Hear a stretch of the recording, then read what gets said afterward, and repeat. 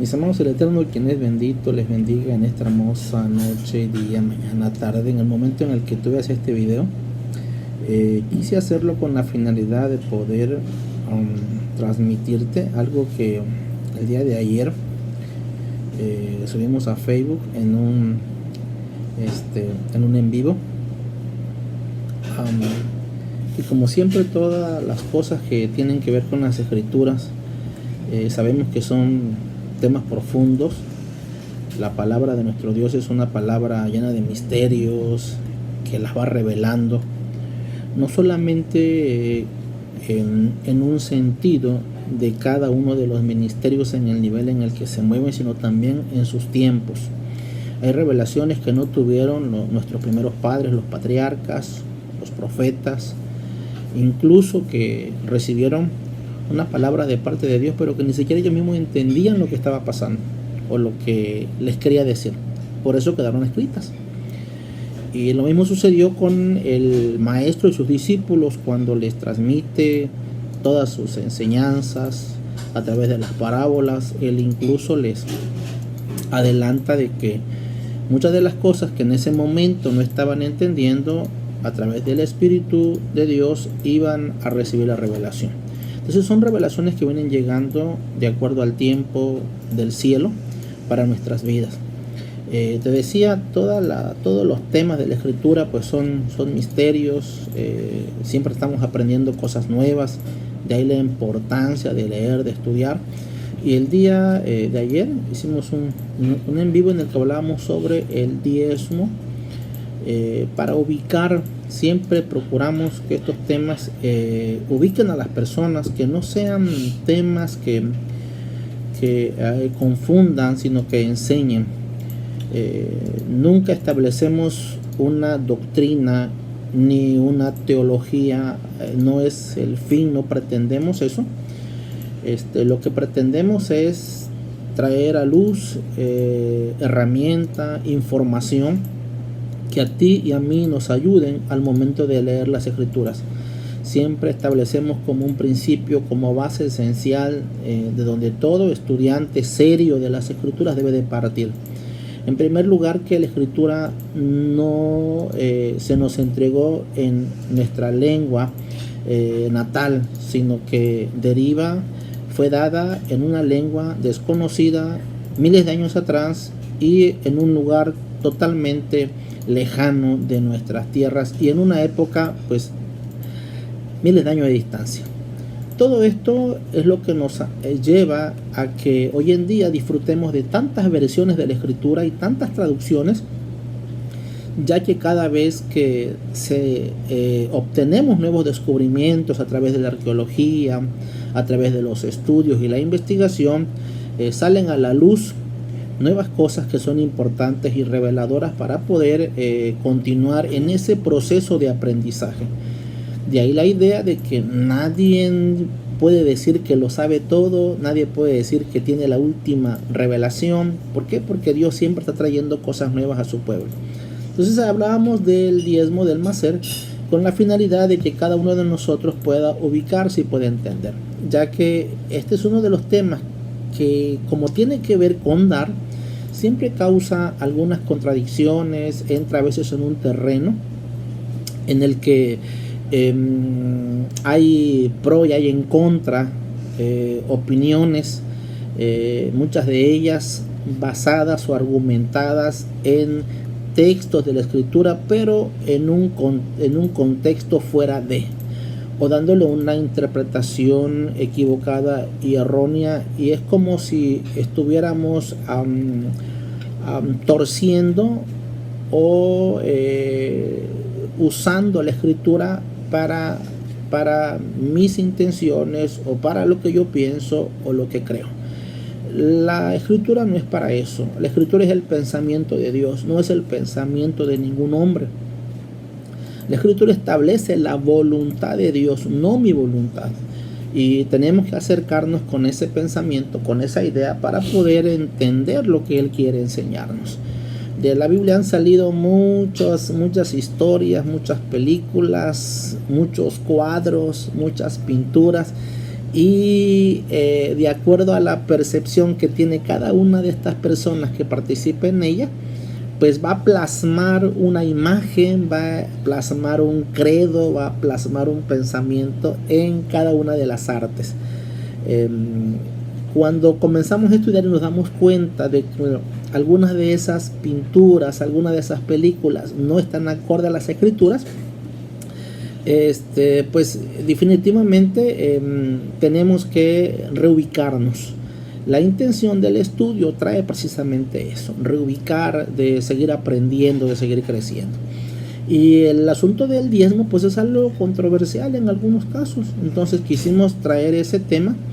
Está en la página de Facebook, tú puedes ahí checarlo. Quisiera dejarte unas bases en primer lugar para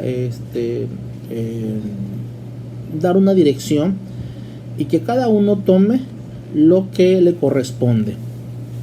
Mira, la Biblia enseña que el diezmo no es para todos, o sea, no es un principio establecido por Dios para todos. Dentro de la escritura hay cosas que nos competen y cosas que no nos competen. Hay cosas que Dios deja a la decisión de cada uno de nosotros, si las toma, si las acepta o sencillamente si no lo hace. Recuerda que ninguna ley de Dios es obligada, ninguna. Las leyes de los hombres sí. Si usted está en alguna nación X de la tierra, esa nación tiene leyes, constitución, que usted tiene que cumplirlas para que pueda estar allí y pueda ser protegido por las autoridades. Si usted no cumple esas leyes, bueno, usted está en un problema, porque la autoridad o las leyes mismas van a ser aplicables no a su favor, sino causándole a algo que no se desea, ¿verdad? Siempre que estemos fuera del orden de la ley. Bueno, cuando hablamos de la escritura, Dios estableció, te decía, ciertos parámetros. Si los seguimos, si leemos y estudiamos las escrituras, no nos vamos a perder y vamos a cumplir lo que Dios nos pide. Las leyes de Dios, amado, no son gravosas, no son difíciles. Es cierto que al principio, como no estamos acostumbrados a ellos, sino que hemos vivido en una naturaleza de pecado, en una anarquía total, en un egocentrismo donde decimos: a mí nadie me da órdenes, a mí nadie me manda, yo soy dueño de mi vida y hago lo que quiera. Eso tú lo puedes ver hoy en día en la sociedad, muchas personas manifestando que tienen derecho de su cuerpo y hacer lo que ellos decidan. Bueno, Dios es un Dios que le dio al hombre un libre albedrío, una libre voluntad, y que Él mismo respeta esa voluntad. Pero también tenemos la responsabilidad de asumir nuestros errores, de asumir de las decisiones buenas o malas que tomemos.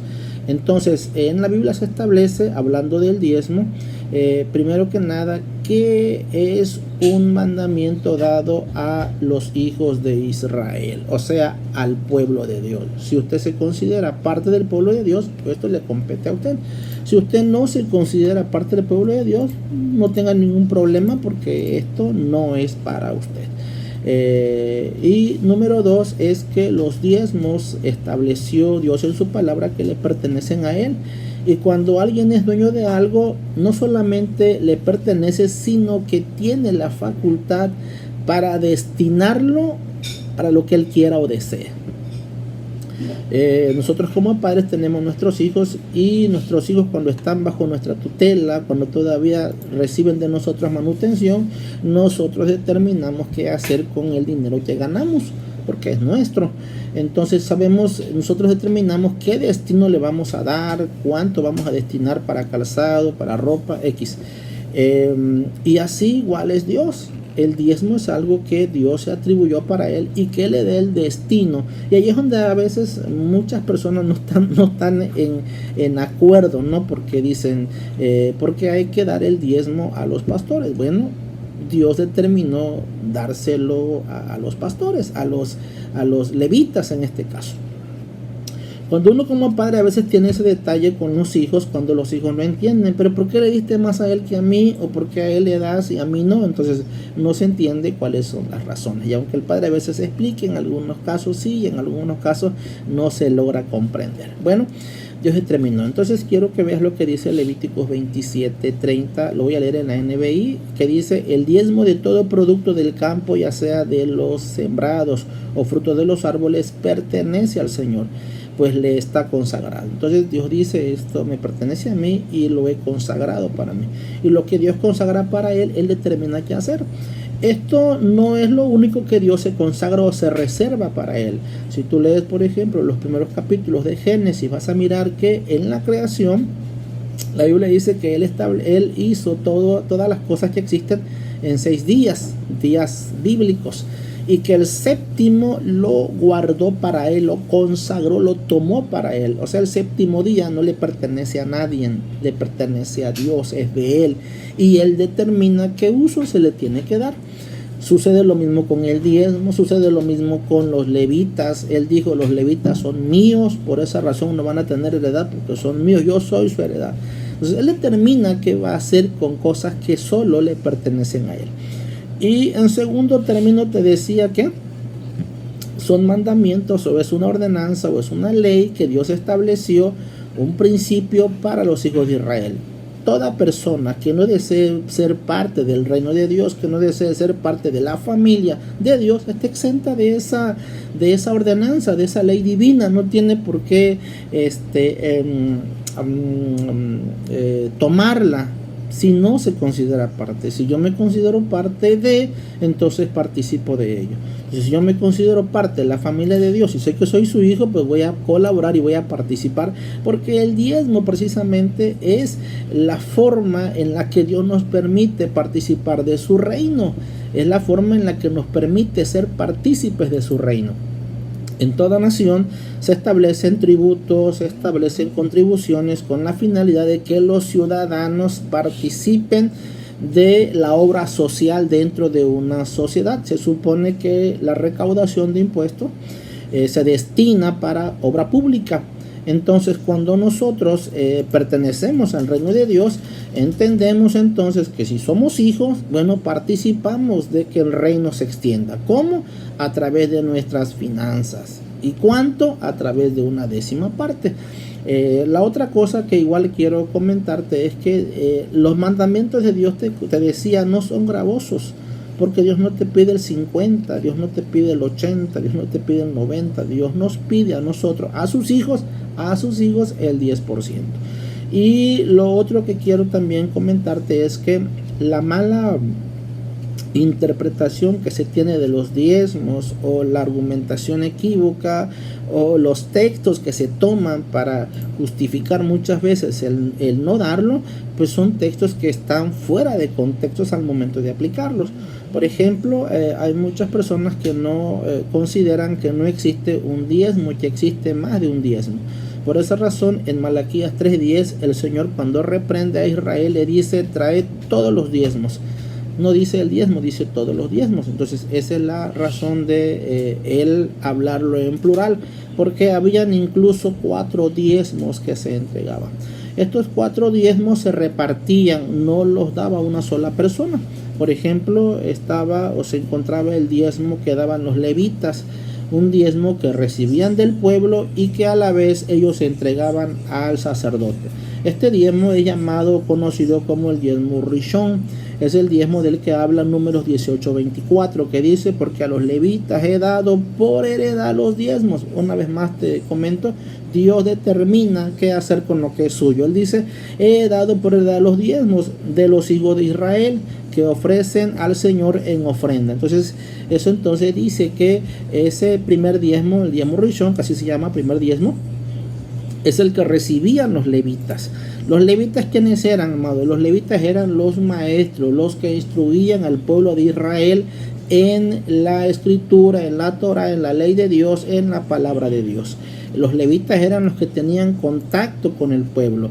En el tiempo en el que se escribe esto, existían 2 líneas sacerdotales, que también a veces, si no se entiende eso, se confunde uno al momento de leer las escrituras. ¿Por qué? Porque hay mandamientos que Dios va a establecer para el sacerdocio arónico y hay mandamientos que va a establecer para el sacerdocio levítico.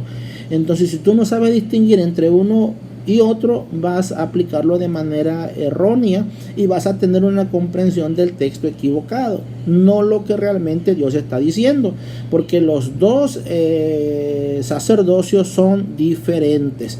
El levita estaba para asistir al sumo sacerdote, quienes derivaban todos tenían que ser de la familia o de la casa de Aarón. Todos los sumos sacerdotes tenían que venir de la línea de Aarón. Ningún levita podía ser sumo sacerdote. Los levitas solo podían ejercer asistencia a los sumos sacerdotes. Entonces hay esa distinción que hay que aprender a conocerla. Entonces este es el diezmo que recibían los maestros de Israel, los instructores de Israel. Este diezmo incluso es el que Abraham le entrega a Melquisedec. Se dice, según los estudiosos, que la razón por la cual Abraham le entrega el diezmo a Melquisedec es porque Melquisedec fue su pastor o su maestro de Torah o su instructor. Él fue el que le enseñó las leyes de Dios. Esto lo estoy diciendo un poco rápido, pero en el video que hicimos en la página, ahí tú lo puedes checar y vas a mirar que ahí se explica la razón, el por qué se cree que Melquisedec fue el maestro de Abraham. Ok, por esa razón, cuando Abraham lo vio, lo honró de esa manera. ¿Cómo? Dándole sus diezmos. La escritura menciona, el apóstol Pablo dice que tenemos que hacer partícipe de toda buena obra a los que nos instruyen. ¿A qué está haciendo referencia? A los diezmos. Nada más que si no tenemos este contexto, pues nosotros pensamos que habla de otra cosa, ¿no? Entonces el diezmo era para los que instruían. Luego también estaba el diezmo que los levitas entregaban al sacerdocio arónico. O sea, el diezmo de los levitas que recibían de todo el pueblo, ahora sacaban una 10ª parte y lo entregaban al sacerdocio arónico. Este mandamiento del diezmo que los levitas entregan al sacerdocio arónico es otro diezmo y no el que el pueblo le entrega al levita. Entonces tenemos dos diezmos allí. Igual eso se encuentra en Números 18, 25, 28 y dice: y habló el Señor a Moisés diciendo: así hablarás a los levitas y les dirás: cuando toméis de los hijos de Israel los diezmos que os he dado, ellos por vuestra heredad, vosotros presentaréis de ellos en ofrenda mecida al Señor el diezmo de los diezmos. Y luego dice: y se os contará vuestra ofrenda como grano de era y como producto del lagar. Así ofreceréis también vosotros ofrenda al Señor de todos vuestros diezmos que recibáis de los hijos de Israel, y daréis de ellos la ofrenda del Señor al sacerdote Aarón. ¿Te das cuenta? Este otro diezmo era para el sacerdocio arónico, para el sumo sacerdote, o como en hebreo se le conoce como el Cohen Hagadol. Entonces, este es un mandamiento exclusivamente para los levitas, de entregarlo a los sacerdotes. El anterior era del pueblo para entregarlo a los levitas. Entonces, prácticamente, ¿para quién es este diezmo? Este diezmo es para todos los que somos pastores, los que estamos en el ministerio, y que por encima de nosotros hay una autoridad que nos da cobertura, que nos bendice, que nos vigila, que también nos cuida, que también nos enseña. Es para ellos. Entonces, eso está establecido en la escritura. El tercer diezmo es el diezmo Sheni. Este diezmo Sheni se llama el segundo diezmo. Este diezmo es el que el pueblo sacaba, aparte de sacar el 10% para los levitas, ahora sacaba otro 10%, pero este 10% la escritura enseña que era para comérselo.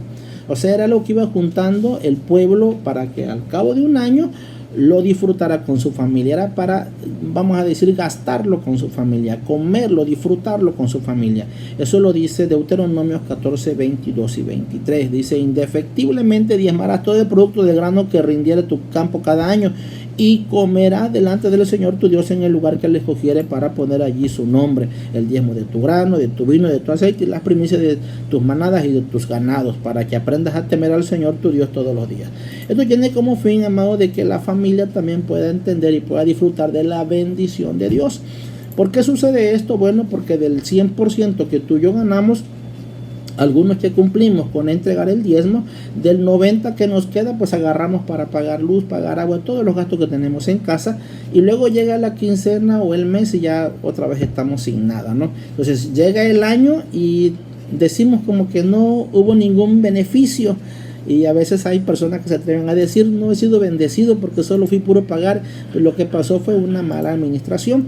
Ahora, ¿qué dice el Señor? Para que no te pase eso, aparta un 10% más, y ese lo vas a guardar, y cuando llegue el tiempo lo vas a disfrutar. ¿En qué tiempo era que se disfrutaba ese diezmo? Ese diezmo se usaba para las fiestas, cuando el israelita subía a Jerusalén a las fiestas a dar gracias a Dios y a gozarse, porque las fiestas que Dios estableció en la Escritura, como Pesaj, como Shavuot, que es Pentecostés, como el Sukkot, que es el de las enramadas o tabernáculos, estas fiestas tenían como fin gozarse en la presencia del Señor, que el israelita fuera y que se disfrutara de esas fiestas. Obviamente tenía que llevar todo el gasto ya guardado para poder hacerlo sin ningún pesar, sin luego llegar a casa y ya está endeudado, sino hacerlo de una manera inteligente y sabia. Entonces quiero que veas que el Eterno también piensa en tu disfrute y en tu deleite y en el de tu familia. Ok, ese diezmo era para gastarlo, gozarlo, disfrutarlo con su familia. Y luego también el mandamiento en Deuteronomio 14:26 es que si en el caso de algunos que vivían retirados de Jerusalén, y decía: de aquí que llevaras tu grano y tu ganado, pues mejor véndelo y recauda el dinero, y luego allá llegas y compras por todo lo que tú quieras y celebra como tú quieras, de esa forma, ¿no? Entonces eso también habla de que el diezmo tenía que ver con el dinero, porque ahí menciona Deuteronomios 12:26 y dice: y darás el dinero por 14:26, y darás el dinero por todo lo que desees, por vacas, por ovejas, por vino, por silla, cualquier que tú desees allí, y comerás allí delante del Señor tu Dios, y te alegrarás tú y tu familia. Entonces quiero que veas que también implica dinero, porque algunos dicen: el diezmo no tiene que ver con dinero, solo habla de granos. No, habla de granos, habla de animales, pero también habla de dinero. Cuando no se podía llevar el diezmo en especies, se vendía, y el dinero pues ya se utilizaba. Ok, este diezmo es el que se invierte en la familia, amado. Ok, yo quiero que veas el cuarto diezmo, es el diezmo aní. Este diezmo aní es el diezmo para los pobres. Ahora quiero que veas cómo se hacía. Del 100% de un israelita sacaba el 10% para entregárselo a su maestro de Torah, a su líder, a su pastor, y luego después sacaba otro 10% para guardarlo para las fiestas, para disfrutarlo. Ya tenía un 20% allí, y luego sacaba otro 10% para los necesitados. Este diezmo es para los pobres, es el que se da, en hebreo se le llama como sedacá, como una ayuda, como una asistencia, como un donativo para la gente que no tiene. Esto se encuentra en Deuteronomio capítulo 26, versículo 2, y dice: cuando acabe de diezmar todo el diezmo de tus frutos en el año tercero, el año del diezmo, darás también al levita, al extranjero, al huérfano y a la viuda, y comerán en tus aldeas y se saciarán. Este es para las personas que son parte de un grupo vulnerable. Aquel que no podía, aquel que no tenía cómo traer alimento, bueno, Dios no los olvida. Y la manera de bendecirlos es a través de uno mismo. En pocas palabras, y haciendo un resumen de todo esto, entonces te comento que estos 4 diezmos, que uno tiene que ver con el que el pueblo le entrega al levita, 2 con el que el levita le entrega al sacerdote, y 3 un diezmo que el pueblo, después de haber sacado el diezmo para llevarlo a su maestro, a su pastor, a su líder, luego sacaba otro diezmo para guardarlo para la fiesta, para que disfrutara con su familia, él y su familia. Y el cuarto diezmo era el que también sacaba el pueblo para el necesitado. Esto quiere decir que, hablando del pueblo de Israel, de los hijos de Dios, ellos sacaban prácticamente de su 100% 3 diezmos. Uno para el pastor o su líder o su maestro, o el que lo instruye, el que lo enseña. 2, el segundo diezmo para él y su familia, para disfrutarlo, para comerlo. Y el tercer diezmo era para entregarlo a los pobres. Entonces, estos son los diezmos de los que habla la Escritura.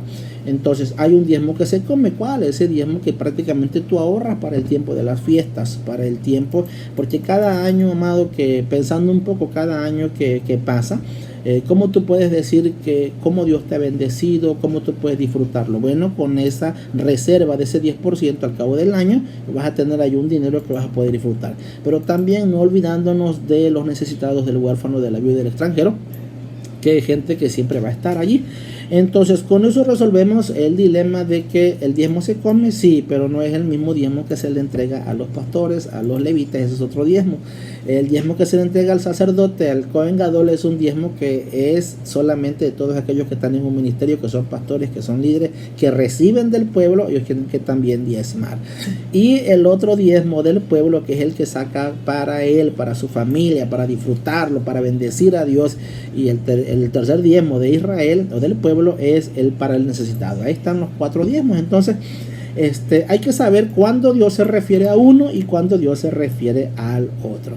La vigencia del diezmo, también ahí enseñábamos que la vigencia del diezmo, porque muchos dicen que eso solamente fue para el tiempo de la ley. Bueno, pues no es así, porque la Biblia señala que Abraham, 400 años antes de la ley, se lo entregó a Melquisedec, rey de Salem.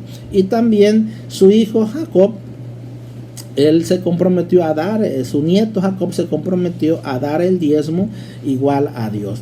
¿Cómo sabía Jacob que tenía que dar diezmo? ¿Cómo supo Abraham que tenía que dar diezmo? Bueno, porque lo instruyeron en esas prácticas. Ellos ya venían practicándolo mucho antes de la ley en Sinaí. ¿Qué es lo que sucede entonces con la ley de Sinaí? Bueno, que la ley ya existía, pero de manera oral. Se transmitía de padre a hijo, para preservar así las leyes de Dios. Pero llegó el tiempo en el que Dios determinó entregárselas a Israel de manera escrita en el Sinaí 400 años después. Entonces, el diezmo es una práctica antes de la ley, e incluso, porque algunos dicen el diezmo se llevaba al templo, no todos los diezmos. Pero incluso si así fuese, antes del templo la práctica se venía haciendo. En el tiempo del maestro, él mismo dice que era necesario diezmar, y ahí menciona que, y él habla del diezmo, porque en el templo también se llevaba diezmo en el tiempo del maestro. Pero te tengo otro versículo, en Hebreos capítulo 7, versículo 8, Hebreos escribe 70 años de la era, de nuestra era, o sea, 40 años que el Mesías ya se fue al cielo. Por lo que se escribe aquí, se entiende que los israelitas siguieron con la práctica del diezmo, y ahí dice Hebreos 7:8, he aquí ciertamente reciben los diezmos hombres mortales, y eso está en tiempo presente. He aquí ciertamente, si nos vamos a la época del escritor de los Hebreos, 70 años de la era, de nuestra era, entonces diríamos que todavía en ese tiempo se estaban recibiendo diezmos. Así que no es solo por la existencia del templo, ni es solo por la ley. Esto trasciende más allá de la ley y más allá del templo. Entonces, amados, lo otro es que es la manera como Dios te permite participar de su reino. Si tú eres un hijo de Dios, esto es para ti. Y es un privilegio. Cuando tú eres hijo, tú te sientes muy contento de poder aportar a tu familia, a tu casa. Cuando no eres hijo, pues solamente ves todo eso como una mala inversión, como un mal gasto, y no lo disfrutas. Pero cuando eres hijo, tú sabes que todo lo que inviertes en casa, tú también lo disfrutas. Y lo que el Padre quiere es que tú y yo disfrutemos de sus bendiciones. Si tú quieres conocer un poco más, bueno, sigue nuestros videos, ahí iremos hablando poco a poco de temas interesantes. Y como dije en un principio, la idea no es establecer un fundamento teológico, pero sí traer luz a las escrituras a través de una óptica hebrea, de acuerdo al pensamiento hebreo, una óptica de acuerdo a la historia y a la cultura del pueblo hebreo, el pueblo de Dios. Entonces, amado, deseo que esto te bendiga muchísimo. Es un video menos de 30 minutos, pero yo deseo que bendiga tu vida. El Eterno te guarde y estaremos en contacto en el próximo video.